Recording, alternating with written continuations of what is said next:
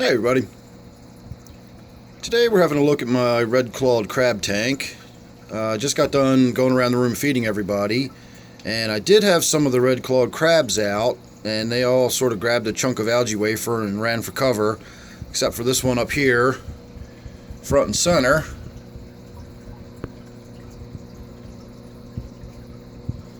So he's found himself a little piece of algae wafer there. He's just not really in any hurry to take it anywhere and hide with it. Got another little one in the back that's coming out. He's actually carrying his little piece of algae wafer with him. I wish I'd done a little better job of wiping the glass down. I just got done doing a really big water change on this tank. In fact, I did a double water change. I like the way that crab in the back has climbed up onto the upper levels. I wonder if he's making his way up towards the surface to get out of the water altogether. I'm looking around and I don't see any other crabs out at the moment, so we'll just keep our eyes on this one here. But the tank was filthy. It was way overdue for a water change. You can see how much water I have in it now. The water level was probably about an inch lower than this, and that was after I had just topped it off the other day. Ideally, I like to keep the water right about to where that piece of wood is about half exposed above the water in case the crabs want to actually get on it above the water. I never have seen them there, but that's sort of where I've established my water line to be. So when I got in there today, the water really needed to be changed. I really needed to do a huge gravel vac. The glass was filthy. In fact, there was some kind of algae growing on the glass that was so tough that it was killing me trying to wipe it off with the stuff I normally use to wipe the glass down, which is my polyester batting that I use for my filter material. I always find that more than adequate to wipe the glass down. Even with the green spot algae, it takes a little more elbow grease, but, you know, it's no biggie. I seldom have to get out any kind of metal blade and scrape at my glass. But today I decided I was going to get out the metal blade and scrape at the glass. Boy, you can see all those endlers there really enjoy those algae wafers too. So I did get out my scraper and I was able to scrape all that algae off, and of course it came off in big sheets and then it was all through the tank. So what I did was my first water change was about an 80% water change. I really drained it down low and then I filled it back up with fresh water instead of brackish water. And once I had it refilled, I was able to get the glass scraped down. That got all of the algae swirled back up and into the water. And once the algae, the big sheets of algae were all in the water again, swirling around, I was able to do a second water change and get a lot of the algae just vacuumed out of the tank. And I was, of course, able to vacuum the gravel more and get everything cleaned out. I did clean out the one filter on the right, the hang on the back filter. I did not clean out the filter on the left here, which is that sort of faux rock feature waterfall. It's a tetrafauna filter. And then the filter on the right there is a hang on the back, which does need to be cleaned. All I did was replace the filter pad, but I really do need to get in there and do a good cleaning on it. Today I focused on the water, gravel vacuuming, and getting the glass and tank cleaned up. And now that the excitement with the crabs is over, or kind of over, you can still see the one crawling on the glass up there.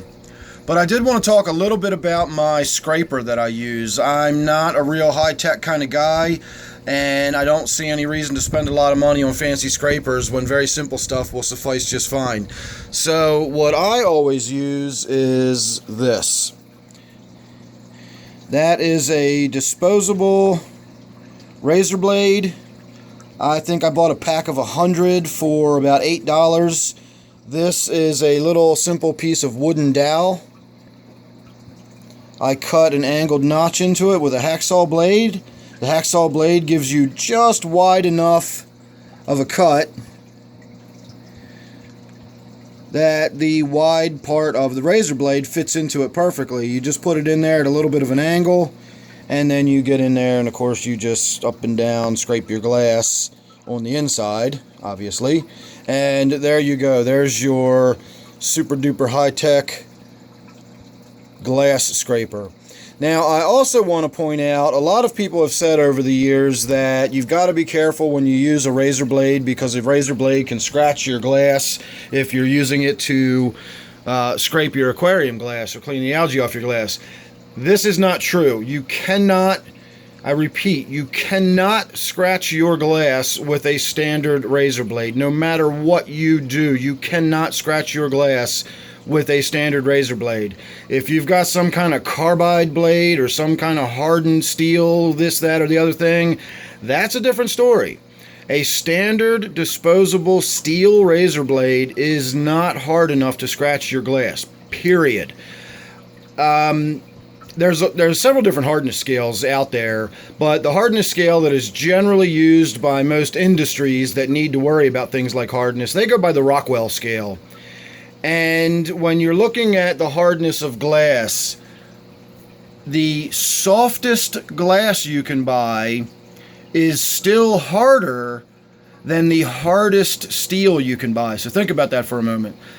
You get the hardest kind of steel knife you can get, and you get the softest glass you can get, and you still do not have steel hard enough to scratch that glass. You cannot do it. So a razor blade will not scratch your glass, period. I have had this discussion with so many people over the years. What happens is your razor blade goes down into the bottom, and you get it down into the gravel, and when you bring it back up, you pull pieces of the substrate up with it. If you're using like one of the pieces of polyfill that I use, or like a wiping cloth, sponge, any of that stuff, what happens is you get down to that bottom edge, you get too close to the substrate, and you pick up a piece of substrate, and then you drag it back up the glass, or it gets caught in the cloth and you don't realize it, and you're wiping somewhere else and you scratch your glass and you don't know what's going on. It's the substrate that's doing it. It is not the piece of metal. I don't care if you've got a metal scraper, I don't care if you're using a razor blade, I don't care if you're using a pocket knife. You cannot scratch your glass with steel. So be careful around your substrate. That's where you're getting your scratches from. I always have to make that point. I point out my little tip for my razor blade all the time, and then people immediately will say, oh, you can't use razor blades, they'll scratch your glass, and so on and so forth. And so that's why I'm making such a big deal about it, trying to preempt that conversation altogether, because you cannot scratch your glass with a razor blade. So last time I'm going to say it. Don't forget, this one's my red-clawed crab tank. Make sure you're subscribed. That way you won't miss anything else I got coming up. I'm trying to get caught up down here, and I'm now one step closer. So thanks again for watching. See you real soon in the next one.